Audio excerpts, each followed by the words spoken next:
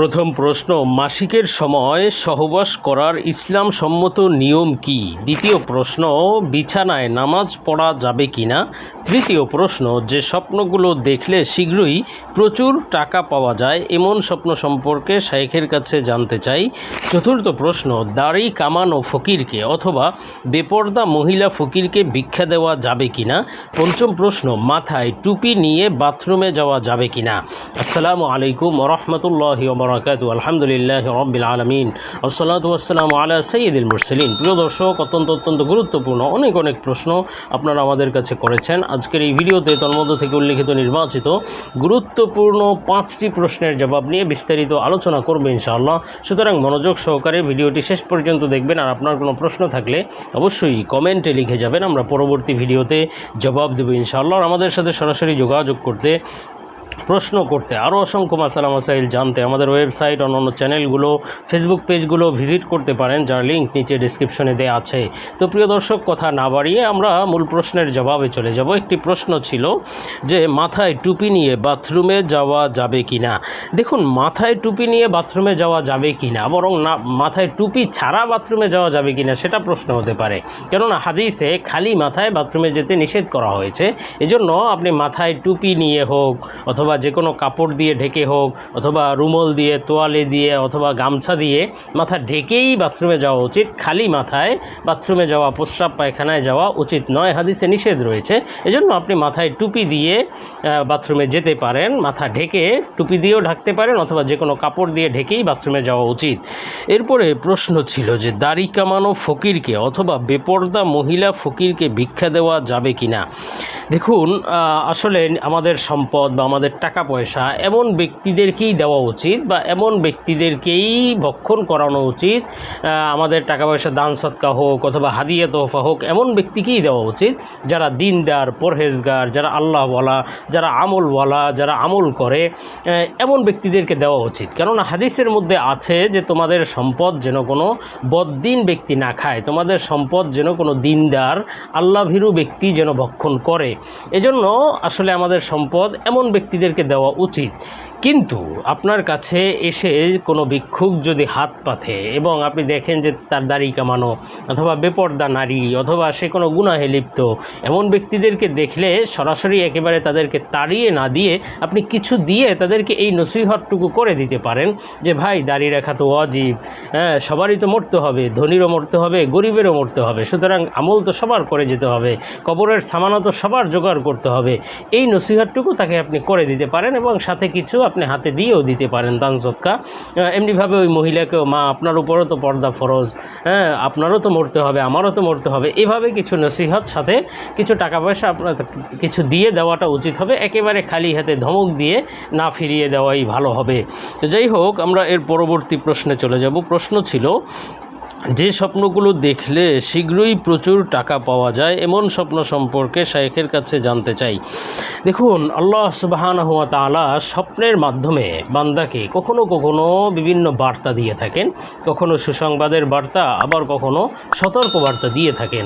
তো আজকে প্রশ্নের ভিত্তিতে আমরা এমন কিছু স্বপ্ন সম্পর্কে আলোচনা করব যেগুলো সুসংবাদ আল্লাহ তাআলার পক্ষ থেকে, বিশেষভাবে টাকা পয়সা লাভ অথবা ধন সম্পদ লাভ, ধনী হওয়ার আলামত, এমন কিছু স্বপ্ন সম্পর্কে আমরা আলোচনা করব আল্লামা ইমাম মুহাম্মদ ইবনে সিরিন রহমতুল্লাহ আলাইহির সুবিখ্যাত স্বপ্নের ব্যাখ্যার কিতাব তাবিরুর রুইয়া থেকে। তো হযরত মুহাম্মদ ইবনে সিরিন রহমতুল্লাহ আলাইহি তাবিরুর রুইয়া কিতাবের মধ্যে বলেছেন যে স্বপ্নে যদি কেউ ফোঁড়া উঠতে দেখে, অর্থাৎ স্বপ্নে দেখলো যে তার শরীরে ফোঁড়া উঠেছে, অথবা তার শরীরে বড় বড় ফোঁড়া বা অনেকগুলো ফোঁড়া উঠেছে, এমন স্বপ্ন দেখলে বুঝতে হবে ফোঁড়া পরিমাণ সে প্রচুর অর্থ সম্পদ লাভ করবে। যদি বড় ফোঁড়া উঠতে দেখে বা বেশি পরিমাণে ফোঁড়া উঠতে দেখে বুঝতে হবে প্রচুর টাকা পয়সা আল্লাহ তাআলা শীঘ্রই তাকে দিবেন, হয়তো সে ধনী হয়ে যেতে পারবে ইনশাআল্লাহ। তবে স্বপ্নে যদি কেউ দেখে যে ফোঁড়া থেকে রক্ত, পুজ বা এগুলো সে চুষে নিচ্ছে বা খেয়ে ফেলছে, এমন স্বপ্ন দেখলেও বুঝতে হবে সম্পদ তো পাবে, কিন্তু সেই সম্পদ হবে হারাম সম্পদ। অবশ্যই এই স্বপ্নটি দেখলে দোয়া করতে হবে আল্লাহ যেন হারাম সম্পদ থেকে আমাদেরকে হেফাজত করেন। আর স্বপ্নে যদি কেউ দেখে যে ফোঁড়া উঠেছে কিন্তু ফোঁড়ার সে চিকিৎসা করছে, ব্যান্ডেজ করছে, অথবা ফোঁড়ার রক্ত মুছে দিচ্ছে, অথবা ফোঁড়ায় বিভিন্ন পট্টি লাগাচ্ছে এমন স্বপ্ন দেখলে তাহলে বুঝতে হবে যে আল্লাহ তাআলা তাকে শীঘ্রই খারাপ পথ থেকে ভালো পথে নিয়ে আসবেন, সে হেদায়েতের পথে চলে আসবে, সব খারাপ পথ ছেড়ে দিয়ে আল্লাহর পথে সে আসতে পারবে ইনশাআল্লাহ। আর স্বপ্নে যদি কোনো ফেরেশতাকে দেখে, বিশেষভাবে মুকাররবিন ফেরেশতা যারা আছে, জিবরাইল আলাইহিস সালাম, আজরাইল আলাইহিস সালাম, ইসরাফিল, মিকাইল আলাইহিস সালাম, এই ফেরেশতাদেরকে স্বপ্নে দেখলে বুঝতে হবে শুধুমাত্র টাকা পয়সায় নয়, প্রচুর অর্থ সম্পদ তো সে লাভ করবে ইনশাআল্লাহ, এবং সাথে সাথে আল্লাহ তাআলা তাকে সকল দারিদ্রতা, সকল দুঃখ কষ্ট থেকে তাকে মুক্তি দিবেন এবং জীবনে সুখ আনন্দ আসবে ইনশাআল্লাহ। এবং সে যদি কোনো ব্যাধিতে আক্রান্ত থাকে, কোনো রোগে রুগ্ন থাকে, আল্লাহ তাআলা শীঘ্রই তাকে আরোগ্য দান করবেন, সে সুস্থ হয়ে যাবে ইনশাআল্লাহ এবং তাকে আল্লাহ ইজ্জত সম্মান দান করবেন। আর স্বপ্নে যদি কেউ নিজেকেই ফেরেশতাদের মতো দেখে যে সে নিজেই ফেরেশতার মতো হয়ে গিয়েছে, তাহলে বুঝতে হবে প্রচুর অর্থ সম্পদের মালিক হবে, টাকা পয়সার মালিক হতে পারবে ইনশাআল্লাহ, এবং সাথে সাথে আল্লাহ তাআলা তার সকল দুঃখ কষ্ট দূর করে দেবেন এবং তার যদি ঋণ থেকে থাকে সেই ঋণ মুক্তিরও ব্যবস্থা আল্লাহ তাআলা করে দেবেন ইনশাআল্লাহ। তো যাই হোক, আমরা এর পরবর্তী প্রশ্নে চলে যাই। প্রশ্ন ছিল যে বিছানায় নামাজ পড়া যাবে কি না। দেখুন, বিছানায় নামাজ পড়ার ক্ষেত্রে আপনাকে দুটি বিষয় মাথায় রাখতে হবে। প্রথমত, বিছানা পবিত্র নাকি অপবিত্র। দেখুন, আমরা অনেক সময় মনে করি যে বিছানায় তো আসলে ঘুমানো হয়, অথবা স্বামী স্ত্রী থাকে, অথবা বিছানায় অনেক মানুষ বসে, এর মাধ্যমে হয়তো বিছানা নাপাক হয়ে গিয়েছে, সেখানে নামাজ পড়া যাবে না। বিষয়টি এমন নয়। বিছানায় যদি কোনো নাপাক না লাগে, আপনি যদি নিশ্চিত না হন যে নাপাক লেগেছে, এমন যদি নিশ্চিত না হন, তাহলে তো বিছানা নাপাক বলা যাবে না। সুতরাং নাপাক লাগলে তবেই কেবল বিছানা নাপাক হয়। স্বামী স্ত্রী ঘুমালে অথবা অন্য মানুষ ঘুমালেই যে নাপাক হয়ে যায়, বিষয়টি এমন নয়। হ্যাঁ, যদি কোনো নাপাক লাগে তাহলে তো আপনার অবশ্যই বিছানা নাপাক, সেখানে নামাজ পড়া যাবে না।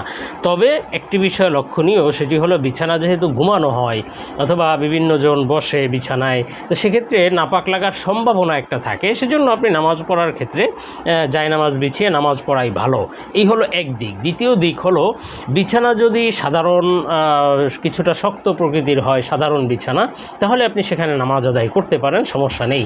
কিন্তু যদি বিছানা এতটা নরম হয়, জাজিম তোষক, অথবা সেটা যদি এতটা নরম বিছানা হয়, ফোমের বিছানা হয়, যে আপনি যদি সেখানে সিজদা করেন তাহলে মাথা, আপনার কপাল এবং নাক স্থিরভাবে শক্ত জায়গায় ঠেকে যায় না, এমন যদি হয় তাহলে আপনার সিজদা হবে না এবং নামাজও হবে না।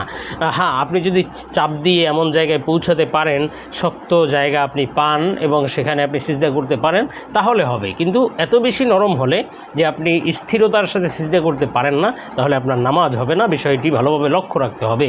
তো যাই হোক, পরবর্তী প্রশ্ন ছিল মাসিকের সময় সহবাস করার ইসলাম সম্মত নিয়ম কি।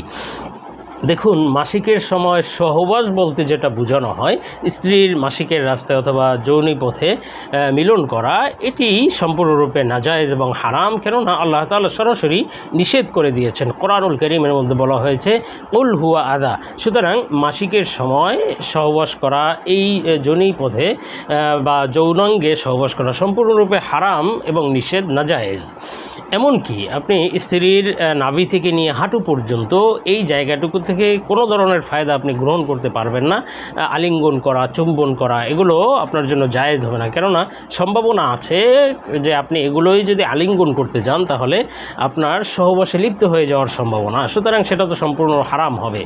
তবে আপনি এই নাভি থেকে নিয়ে হাঁটু পর্যন্ত এই জায়গাটুকু ছাড়া অন্য অন্য জায়গা দিয়ে আপনি আপনার প্রয়োজন পূর্ণ করতে পারেন। স্ত্রীর সম্মতিতে অথবা স্ত্রীর সহযোগিতায় আপনি আপনার প্রয়োজন পূর্ণ করতে পারেন অন্য অন্য জায়গা দিয়ে।